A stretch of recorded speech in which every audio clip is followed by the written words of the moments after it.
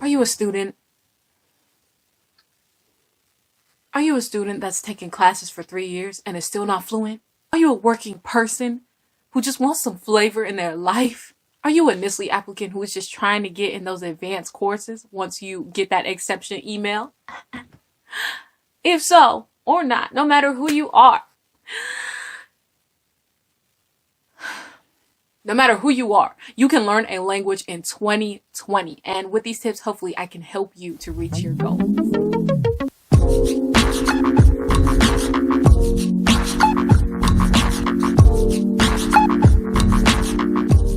大家早上好，中午好，下午好，晚上好, whatever it is 好. And it is Olivia here with a video for you guys about language learning in 2020. My name is Olivia Blackmon.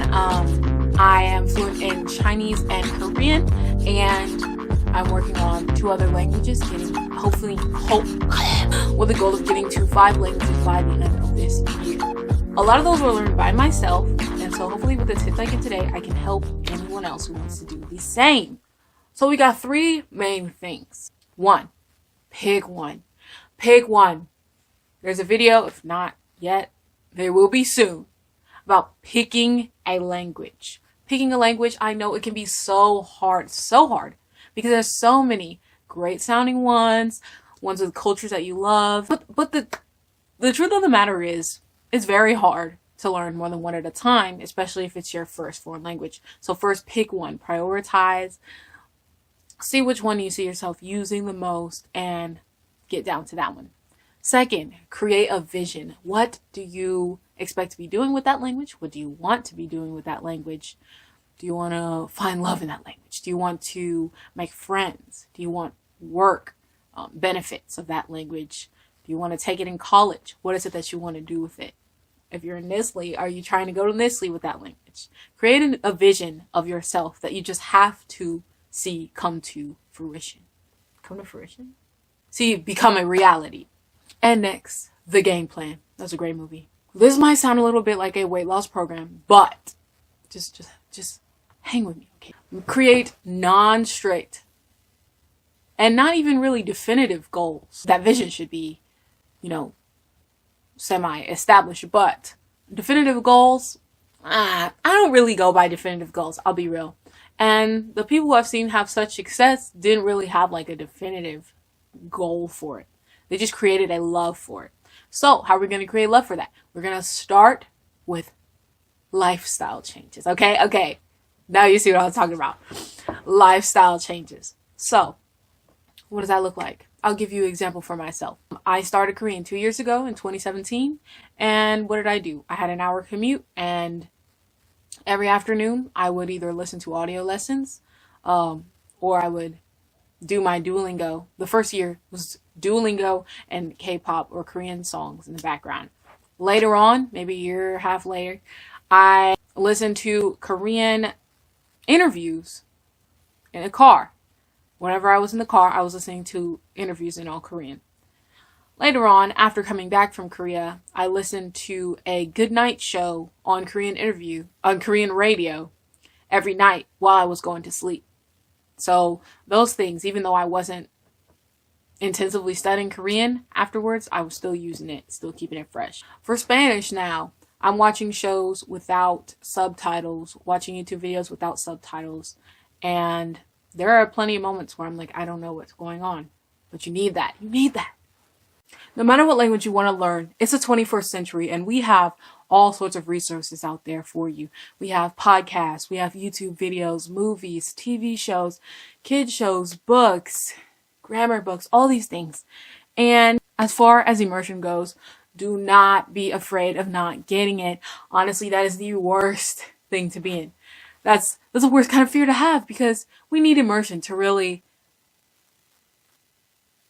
We need to not know what we're talking about to know what we're talking about in the future. So even if you're listening and you don't understand anything, that's better than to only work with things that you understand. Because you learn more from what you don't know and from what you get wrong than from what you get right. So immerse first. Don't wait. Immerse first. But, and this is where I say you can't learn language without this. or you have a very slim chance of learning your language without this. You need a book. You need something where you're incrementally getting the information you need, such as, oh shoot, someone's Korean grammar for speaking, or as I'm doing right now, easy Spanish step by step. I love the workbook format because I can see the information as well as annotate and do all the things I need to do. I can't find it right now. But also just textbooks, grammar books. Grammar books are necessary because immersion is great and you need it. But unless you're getting what the pieces mean, you're just really wasting your time. So these two and two go hand in hand. You must have a grammar workbook, grammar book, or some other version of an informational book to learn your language. Please don't go without that tip. Please don't go without that. Otherwise, you'll look up at the end of your year and say, what has happened? Nothing. Oh my God, that sounds so mean. Another big thing. Start a language journal. Mine is right here. I started her in 2018, and you can see how far you've come. So you have that vision, but you also have proof of where you were. If you can only write hola, if you can only write ni hao, if you can only write bonjour, yeah, if you can only write those, start with that. Start at nothing, and you will look back and see just how far you have come. So start a language journal now so you can have some baby you stuff to look at. And get support from friends and family, or join a group of people learning the same language. Get some friends online, 21st century. So you need that support to get you through. And if you need anything, please leave a comment in the comment section and I will help you and get right to you. Okay. 祝你们好运哦，我相信你们，我知道你们都可以的。